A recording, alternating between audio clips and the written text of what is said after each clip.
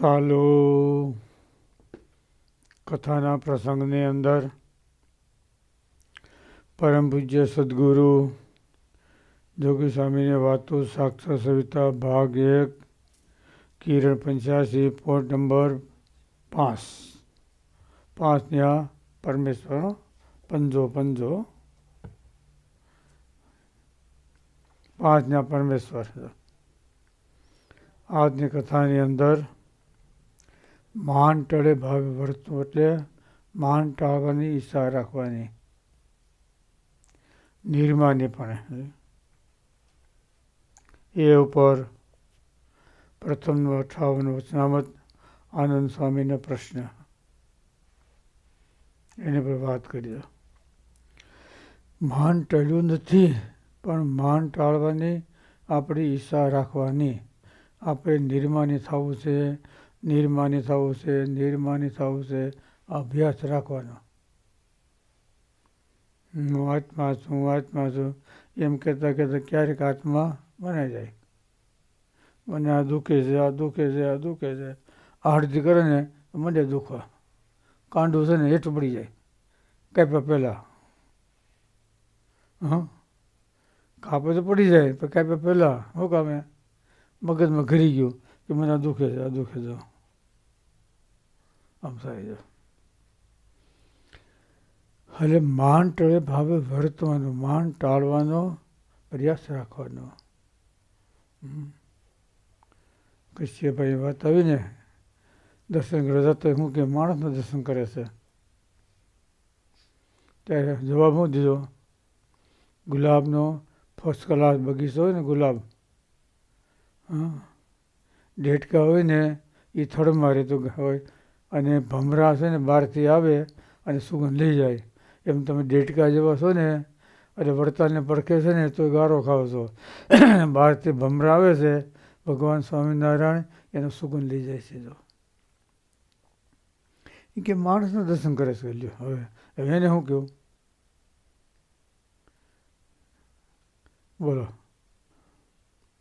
દેહ કરી માંદો હોય ને એ હાજો કહેવાય, પણ મન માંદો છે ને એ કોઈ દી હાજો થાય નહીં. એમ માન ટળે ભાવે વર્તો એ રીતે માન ટાળવાનો આપણે અભ્યાસ રાખવાનો.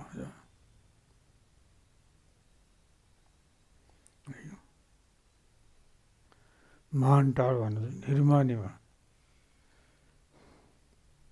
ક્યારે ટળે? એવા પુરુષ મળે ત્યારે.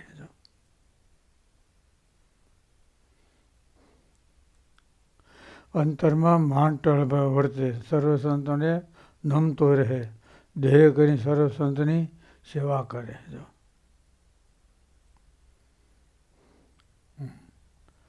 સર્વ સંતની દેહ કરી સેવા કરે. જો અંતરમાં માન ટળે ભાવે. જો આપણે આપણી ભૂલ છે, આ ટાળવી છે, ટાળવી છે, ટાળવી છે, ટાળવી છે, એમ હંમેશા માટે રટણ કરવાનું, વિચાર કરવાનો. સમજા ને? દેહ કરીને જેમ પરિવર્તન થાય છે ને એમ મને કરીને પણ પરિવર્તન થાય છે. ઝાઝા માણસો અત્યારે દુનિયામાં શરીરથી દુઃખ ઓછું છે, પણ ઝાઝું દુઃખ તો મનનું છે. સમજાણું? પહેલાં 60-70 વર્ષ પહેલાં માણસને અનાજ મળતું નહોતું એટલે મરી જતા. હવે માણસો ખાય ખાય અને વધારે મરે છે. વધારે ખાય ને તો બધા પતી જાય, ડેકને ફૂલી જાય આમ ઢોલ જેવા. પહેલાં ભૂખ્યા હતા ને ખાવાનું ન મળતું એટલે એમ થતું, હવે ખાય ખાય ને વધારે મરે. નિરોગી ઓછા મરે, પણ રોગ્ય શેનાથી થાય? ખાવાથી છે ને. જેટલા ભોગ એટલા બોલો શું કહેવાય? બરાબર ને? શેમાંથી રોગ થયા? ઉપવાસ કરવાથી. હાલો બોલો, ઉપવાસ કરવાથી કેટલા માણસ મરે? કોઈ મરતું નથી. ઓલો ભૂખે મરે છે એ રોગને રહી, અને ઓલો ભૂખ સહન કરે છે એ ભગવાનની પ્રસન્નતાને માટે, એના રાજીપા માટે. હા, શેને માટે? હા બસ. હા, અને ઓલા છે ભૂખે મરે છે એનું કારણ હું? રોગને આધીન થયા માટે. જ્ઞાન અને વૈરાગ બે. ગુણાતાન સ્વામી કે જ્યારે જુવાની અવસ્થા હતી ત્યારે ખાવાની ઈચ્છા થતી ત્યારે શાસ્ત્ર ના પાડતા. હવે વૃદ્ધાવસ્થા આવી તો ગળું ના પડે છે, એટલે એને બે પ્રકારે ખાવા દેવું નથી. જોયું? બે કુછ ભીંટમાં લીધા. જ્યારે અનાજ પસતું ને ત્યારે શાસ્ત્ર ના પડતા, આ ન કરાય, આ ન કરાય, આ ન કરાય. ખાવાની ઈચ્છા હતી ત્યારે.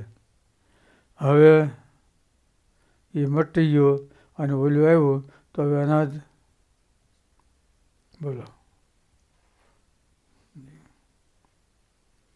ઓલું જ્ઞાન કહેવાય ને ઓલું વૈરાગ કહેવાય. ડાયાબિટીસ એ હોય ને એ રાડ્યું નાખતો હોય મિષ્ટાન હારતું થઈ, થોડુંક દ્યો, થોડુંક દ્યો, થોડુંક દ્યો. કહો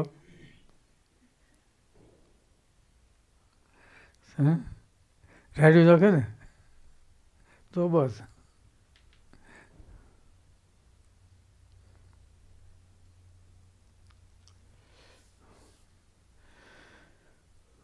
રોગથી છોડાય એ વૈરાગ થાય, અને જ્ઞાનથી છોડો એ જોયું મળે છે છતાં સ્વામી કે છોડી દેવું એ જ્ઞાન કહેવાય.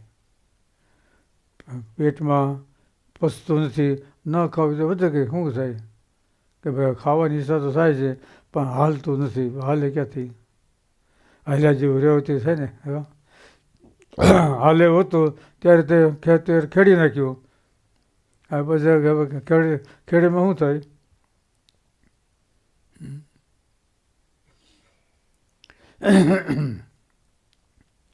એટલે માન ટળે ભાવે એટલે અંતરમાં નિર્માન્ય બને. માન ટળ્યો નથી પણ ટાળવાનું આપણે પ્રયત્ન કરવાનો. નિષ્કામી નથી પણ સ્ત્રીને ન જોવો એ નિયમ રાખવાનો. સ્વામી બાપાએ સાક્ષાત સવિતા લખી એમાં લખ્યું છે પોતાનો અભિપ્રાય. પંચવર્તમાન છે એમાં. જો નિર્સ્વાદી નથી પણ ભેગું કરી અને ભગવાનની સમૃદ્ધિ રાખી અને જમવાનું. નિર્લોભ નથી પણ ભગવાનના માર્ગમાં વાપરવામાં લોભ ન કરે એ નિર્લોભી કહેવાય. સમજ્યા? નકર અત્યારે દુનિયામાં શું કહે? લોભીઓ છે, લોભીઓ છે. કાં કે ને વ્યવહારના માર્ગમાં. પણ વ્યવહારના માર્ગમાં છે સમજી હલાય. પહેલાં 60-70 વર્ષ પહેલાં મોટા ખેડૂત હોય ને ભેહું 10-12 હોય ત્યાં, પછી ત્યાં સાહી લેવા જાય. પછી અમે પક્ષવાળા હોય ને એ ગરીબ માણસ જાણી અને સાહીમાં થોડુંક માખણ નાખી દે. ઓમ તો દેવાય નહીં, એટલે ભાભો બેઠો બહાર ને વાટકામાં નાખીને તે શું છે તો પૂછે, પણ સાહીની અંદર માખણ નાખી દે કે ભલે છોકરા ખાઈ ગયા. સમજવું વાંધો ના આવે, નકર શું કે જો સાહેબ ભેગી માખણ ફૂહડી આવી, ફૂહડી જેવી છે કે આવું. એક તો માખણ ગયો અને પછી ફૂહડી થઈ. આ પહેલાં કહેતો, હવે નહીં. હવે તો ક્યાંય સાહી લેવા દેવા બધું બંધ થઈ ગયું ને એમ. બધું બંધ થઈ ગયું. જો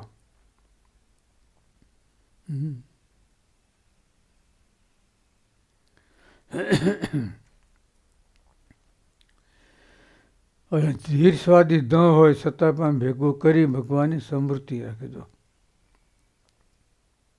સ્વામી કે આવી રીતે અમે ગાયની પ્રકમમાં ઈચ્છીએ છીએ. જેને કરવું હોય એને આ પ્રમાણે વર્તનમાં લેવાનું. સાક્ષાત સવિતા એમાં લખ્યું સ્વામીએ પોતાનું બે બોલ બોલે ને લખેલા હોય ને આગળ લખનારનું રહસ્ય અભિપ્રાય લખેલો હોય આ પછી બોલનારને બે બોલ એમ કરી લખે એમ સ્વામી લખ્યું.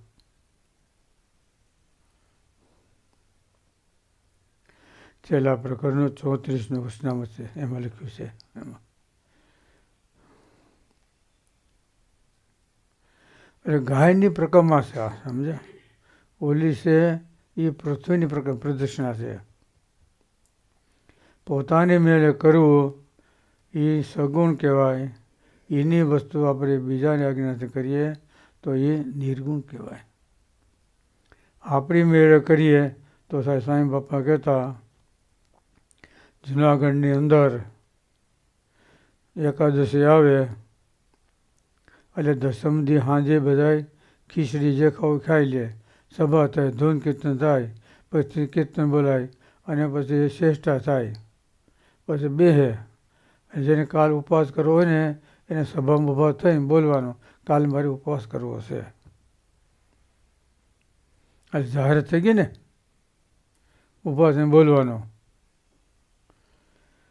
હવે સાંજે તો બોલાઈ ગયું, સવાર થાય તો 10% મન ઘટી જાય, બપોર થાય તો 60% ઘટે. જો ફરાર કરવા જાય તો કોઈક કહે ને કાલ તમે સંબંધ કહેતા તમે એટલે મક્કમ કરવાનું શું કારણ? આપણું મન ક્ષેત્ર પાસે, બીજું કંઈ નહીં. સમજાય છે? કોઈ આપણું દુશ્મન નથી આપણું મન સિવાય.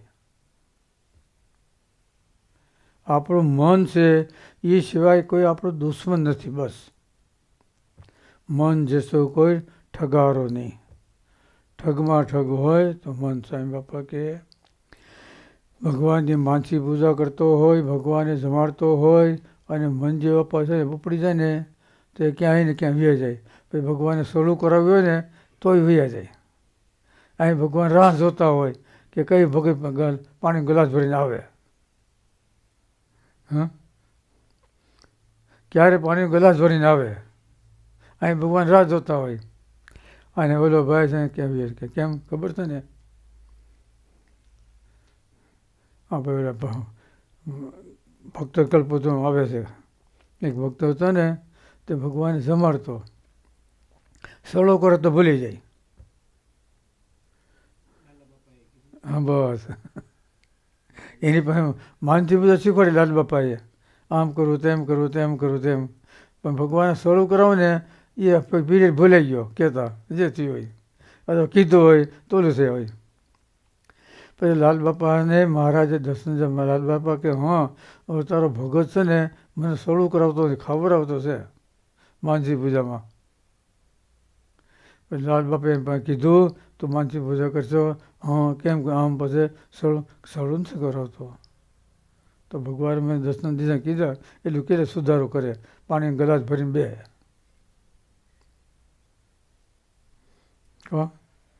વળી પાણીએ ભરવા જાય તો વળી ક્યાંક બીજો જોઈ જાય પાછો. કંકુ લાલ કહેવાય લોહી, બરાબર. કંકુ સુકન કહેવાય લોહી. હાલો બોલો કયોજી. પિત્તળ પીળું કહેવાય અને હોનું પણ પીળું છે કે લીલું છે? હે કેવો છે કલર કયોજી? પીળો. અને તાંબા છે એ હાંડા અને ગાગરી આવતી ને પહેલાં તાંબાની આવતી ને ઓલી આવતી બે તાહાડા આવતા મોટા અંદર બે તમે નાહી લ્યો એવા.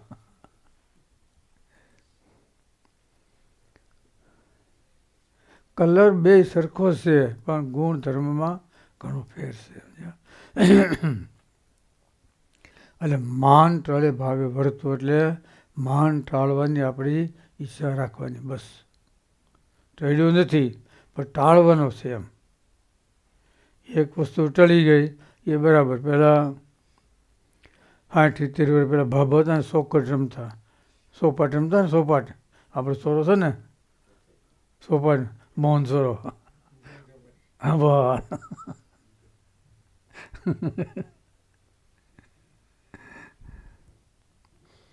પદ્મસિંહ બાપાના દીકરા મોટા મોહનભાઈ, અને પછી પોપડ બાપા, અને પછી જીરજ બાપા. આ ત્રણે મોહન બાપાને મોહન સોપાટ હજુ ગણાય છે.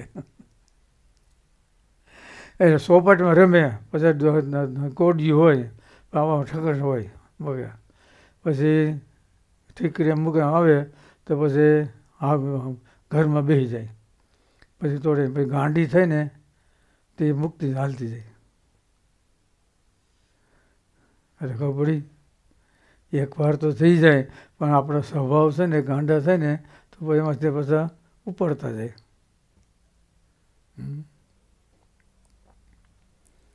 અરે નિર્માની પાણી ભરતું એ માન રેત કહેવાય. અંતરમાં માન ટળભાવ વર્તે, મોટા સંતની આગળ નિષ્કપટ વર્તે, એની સેવા કરે. જો ટળે ખરો બધો, જેટલા રોગ એટલી દવા છે, પણ કયા પ્રકારનો રોગ એ પ્રકારની દવા કરાય. સમજાય? પેટમાં દુખતું હોય તો પછી પેટની ટીકડી લેવાય, માથાને ન લેવાય. પેટે છે દુઃખ, મારે માથું કૂટે છે, શું કરવું કયો જી?